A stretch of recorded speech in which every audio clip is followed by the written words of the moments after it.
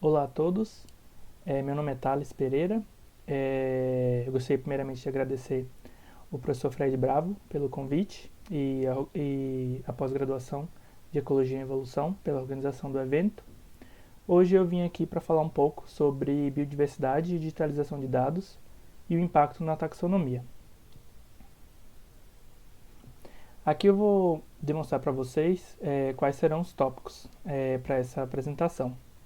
Primeiro eu vou falar brevemente sobre museus e coleções biológicas, visto que a doutora Maíra Xavier falou bastante sobre esse assunto em um dos vídeos aqui no canal.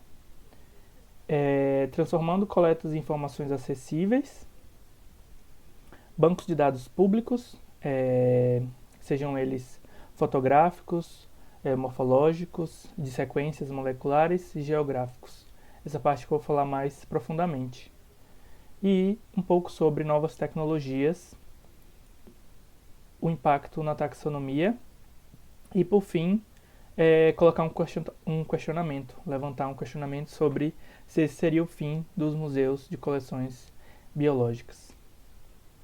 Bom, aqui eu gostaria apenas de apresentar brevemente os 4 pilares dos museus de coleções biológicas, que são eles: proteger o patrimônio biológico, guardar a informação científica presente nele, servir como espaço de educação não formal e ser também um catálogo físico das espécies que são descritas. Bom, e como ocorre a transformação das coletas em informações acessíveis?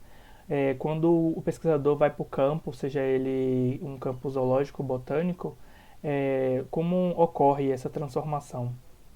Primeiro, a coleta de campo no material, onde ocorre a busca dos dados biológicos. Segundo, o processamento. Aqui eu coloquei como exemplo de coleta no campo uma armadilha entomológica, Malese. Ela é utilizada para captura de insetos voadores. Segundo, o processamento desse material, a triagem desse material, separação do objeto de estudo, de interesse. E, por fim, a etiquetação, catalogação e identificação desse material. Isso aqui ocorre em linhas gerais, não necessariamente é uma regra. Após todo esse processamento e identificação do material, geralmente isso ocorre depois, mas pode ocorrer antes também, existe a obtenção de dados de material genético, morfológico e na coleta de material geográfico. Material genético podendo ele ser de DNA, de RNA ou material de genoma, morfológico para identificação, ilustração, fotografias e geográficos de dados de localização que são utilizados principalmente na biogeografia e na conservação, mas em outros estudos também. Assim que esses dados são coletados, geralmente eles são transformados em um banco de dados e cada instituição possui seu próprio banco de dados. Às vezes, os laboratórios dentro das instituições possuem um banco de dados próprio. Aqui como exemplo o banco de dados do Museu de História Natural de Nova York, o Museu de História Natural de Los Angeles e o Museu de Zoologia de São Paulo. Cada um deles possui um banco de dados. Mas como ocorre a troca dessas informações? Como ocorre a disponibilização? Como ocorreria a disponibilização de dados e a troca entre essas instituições? Ou como eu, que estou aqui no Brasil, teria acesso a essas informações desses museus? Ou mais, como eu, estando aqui em São Paulo, teria acesso ao banco de dados, por exemplo, do Museu de Zoologia da Universidade Estadual de Feira de Santana? A resposta seria com bancos de dados públicos e disponíveis para todos os pesquisadores. Primeiramente eu vou falar um pouco sobre os bancos de dados de material genético, sendo eles DNA, genoma ou RNA. O principal banco de dados que nós conhecemos atualmente é o GenBank. Lá podemos encontrar dados de material genético molecular de várias espécies, podendo ser encontrados tanto como nucleotídeos, genomas completos, metagenomas e vários outros tipos de material, de informação nesse banco de dados. Lembrando que esse banco de dados é um banco de dados livre. É de comum consenso que quando um pesquisador faz um trabalho que utiliza informações de material genético ou molecular, ele deve submeter esses dados no GenBank. Aqui como exemplo, um trabalho feito no LACIS, de associação de macho e fêmea utilizando dados moleculares. Aqui no artigo, vocês podem ver na tabela à direita, em vermelho, o retângulo, os acessos ao GenBank, o número de acesso ao GenBank. Você pode ir no site e pesquisar que está disponível esses dados. Outro banco de dados que é muito famoso e muito utilizado também, que foi citado pela doutora Tamara Zaka, é o Barcode of Life Data System, chamado também de BOLD Systems.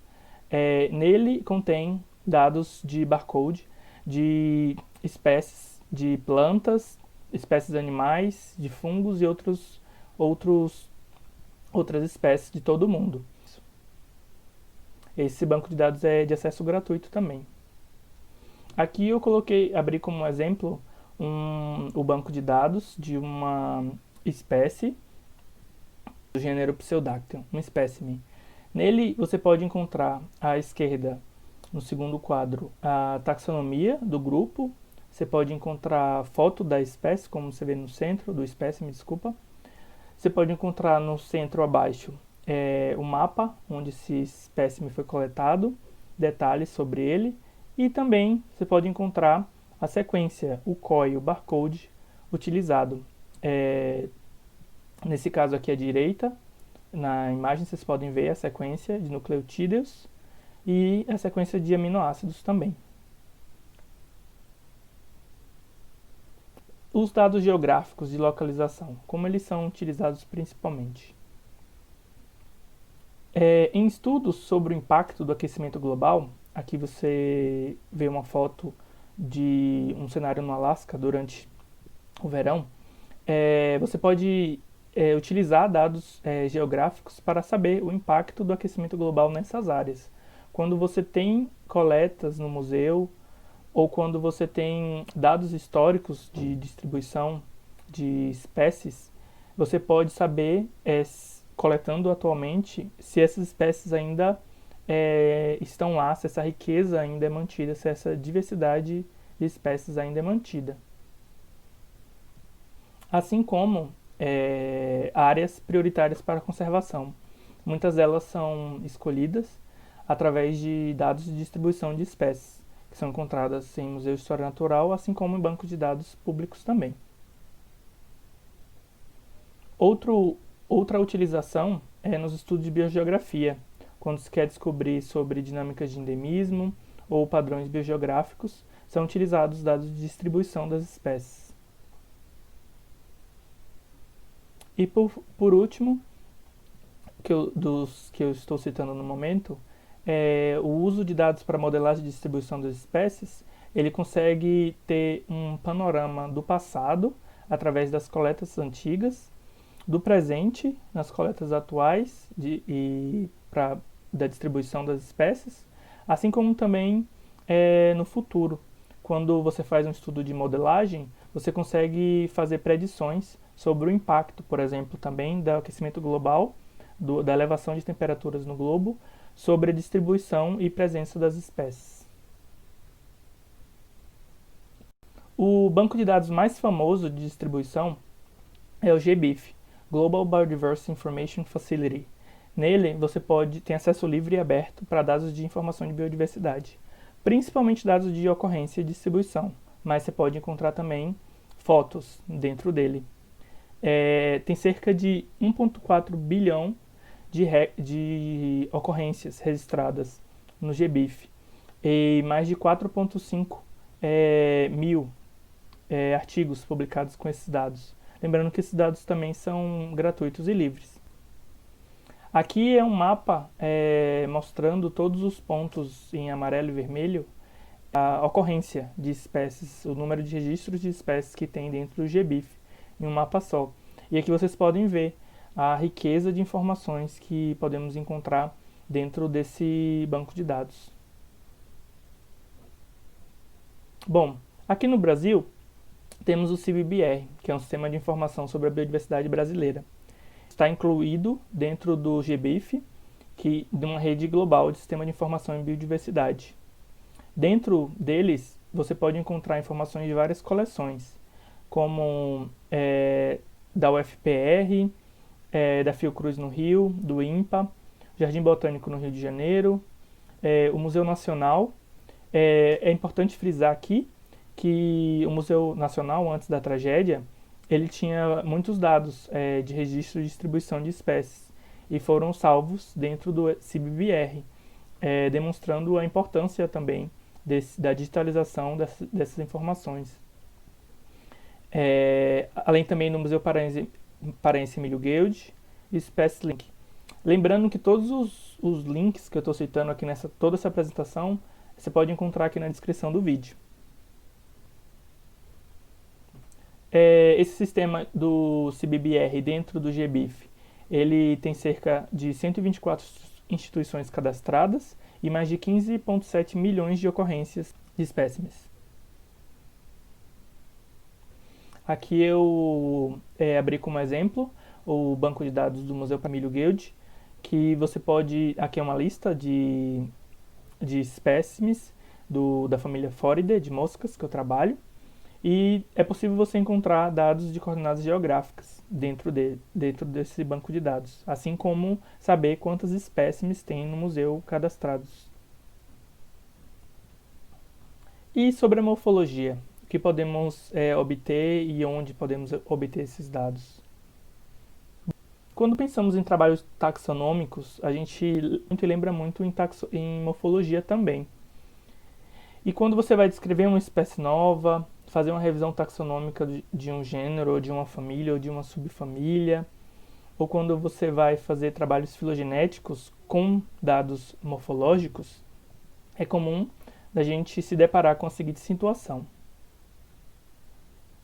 Você tem um N de espécimes e geralmente o material que você tem em mãos, aí é marcado nesse retângulo de azul mais claro, é uma quantidade muito pequena em relação a todo o material que existe e a maioria do seu material, geralmente, claro, isso não é regra, se encontra em outros museus pelo mundo.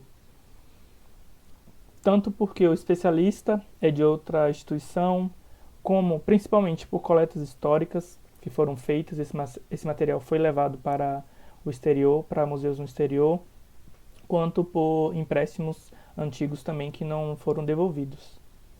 Vale lembrar que aqui no Brasil nós temos uma certa dificuldade de obter empréstimos de material do museu do exterior. Aqui você pode ver, eu coloquei uma lista de exemplos de museus que possuem banco de dados ou fotos dos espécimes tipos. Vocês podem ver que existem museus de muitos lugares no mundo, como tanto na América do Norte quanto na Europa também, entre vários, como o Museu do Norte do Alasca, Harvard, Museu de Berlim, Coleção do Canadá. Lembrando que toda essa lista de informações está na descrição do vídeo. Aqui está focado em díptera, em moscas, mas a partir desses links vocês podem encontrar também outras informações sobre outros grupos. Aqui eu coloquei como exemplo o banco de dados do Museu do Norte, da Universidade do Alasca, da coleção de insetos deles, que você pode encontrar lá dados da identificação, do lado esquerdo mais abaixo. E do lado direito, no segundo retângulo, você pode ver que é possível você acessar os dados de barcode desse espécime. Você tem um link que é conectado diretamente com o site do BOLD, que ele te passa as informações de barcode, assim como de GenBank. E no terceiro retângulo, do lado direito, você pode ver também que é possível ver a ocorrência dele no GBIF. Está tudo interconectado. Além disso, é possível encontrar nesse retângulo verde marcado as informações de dados geográficos desse espécime, assim também como fotos desse espécime. Outro fator que é muito impactante nas pesquisas de taxonomia é que às vezes nós precisamos ter acesso ao material tipo. E muitas vezes esse material tipo se encontra em instituições do exterior. E muitos museus têm incluído fotos do material tipo em banco de dados como do GBIF. Aqui eu botei como exemplo esses tipos da família de moscas Asilidae. Esse Apoclea approximata é uma espécie que foi descrita em 1907 e possui fotos no GBIF disponíveis para análise, para comparação, para estudos, foto do holótipo. Essas fotos geralmente são de boa qualidade e permite que você dê o zoom para poder ver detalhes. Aqui no Brasil, em 2015, nós começamos um catálogo taxonômico da fauna de todo o país. E de muitas instituições no país colocaram os dados sobre dados taxonômicos dessas espécies e espera-se que no futuro seja incluído também dados de abrangência geográfica, como ocorrência, distribuição e até estudos, informações sobre endemismo dessas espécies. Aqui eu coloquei como exemplo, eu selecionei uma espécie, Neodornifera chromimessis, que é uma espécie de mosca da família que eu trabalho, Foridae. E aqui você pode encontrar todas as informações taxonômicas sobre essa espécie. Falando agora sobre as novas tecnologias, do que é utilizado para a obtenção de informações dos museus de história natural e enriquecimento do banco de dados, eu vou dar um exemplo do Museu de História Natural de Berlim. O museu tem se empenhado fortemente em investir em novas tecnologias para a obtenção de dados desse material, do material das coleções. Na morfologia, você pode ver aqui esse aparato fotográfico. Do lado direito, um espécime alfinetado e lentes macro acopladas para a retirada de fotografias. Além disso, eles também têm estudado a morfologia interna de espécies também.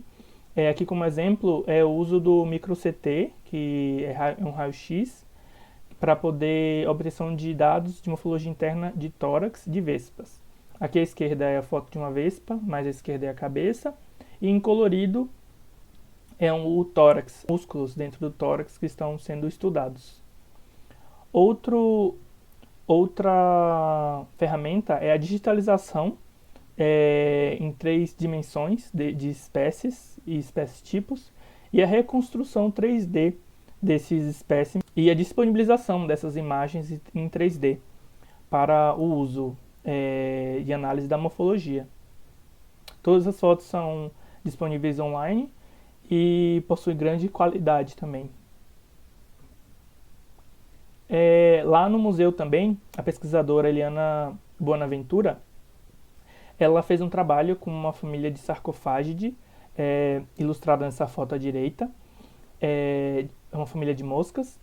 E ela encontrou na coleção, conseguiu adquirir dados moleculares de espécimes com mais de 100 anos de coletados, através de dados genômicos de elementos ultraconservados. Assim que esses dados forem publicados, eles também ficarão disponíveis no GenBank.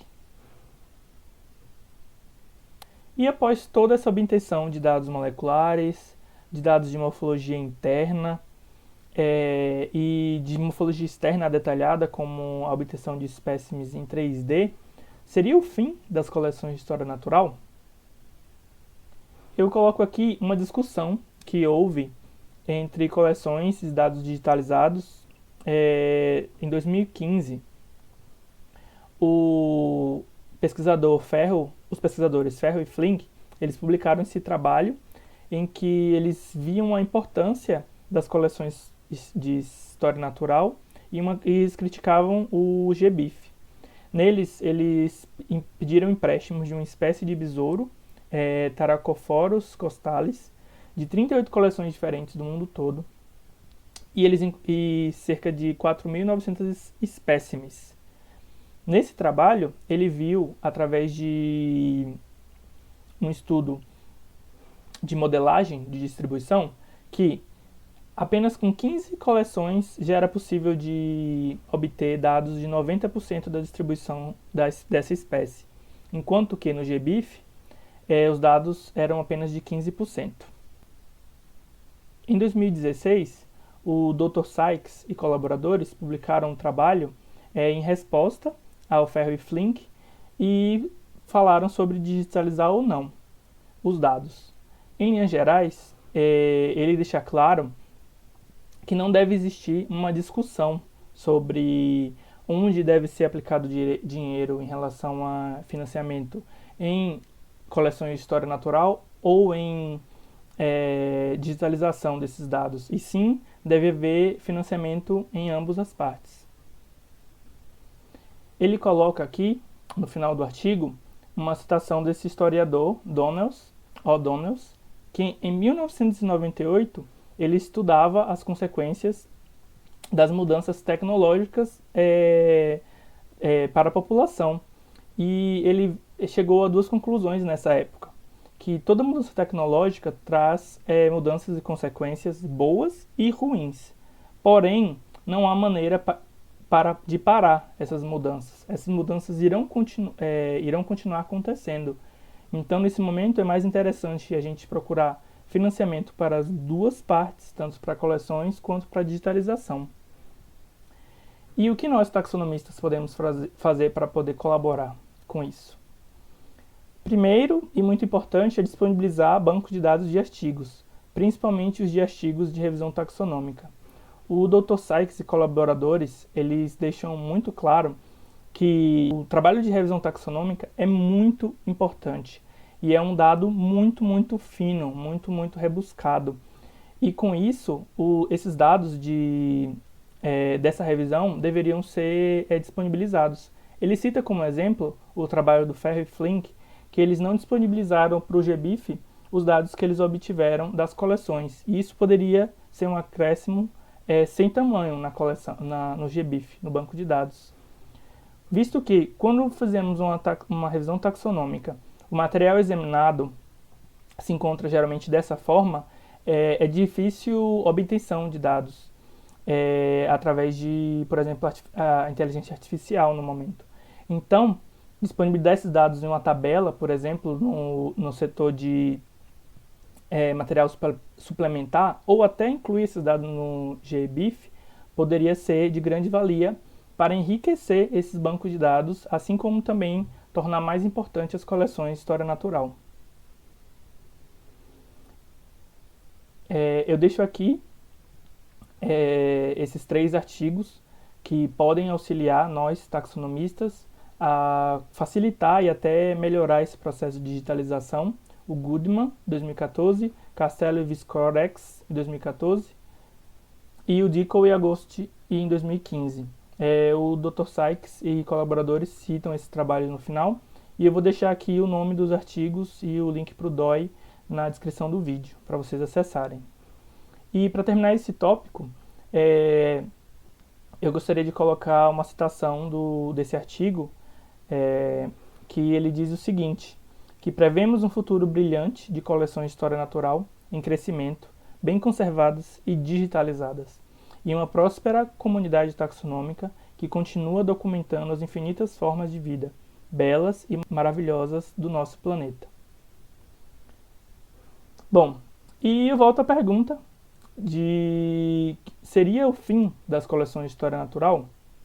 Em minha opinião pessoal, eu acredito que não, pois vale a pena lembrar que os museus e coleções biológicas continuarão protegendo o patrimônio biológico, continuarão guardando informação científica, continuarão sendo espaços de educação não formal e sendo o catálogo físico de espécies, apesar de toda essa digitalização. Muito obrigado. Gostaria de agradecer HD Translations, o Programa de Pós-Graduação em Ecologia e Evolução, pela organização do evento, o professor Fred Bravo, do LACIS, pelo convite, e o Diego Fachin pela lista de museus tipos. Muito obrigado.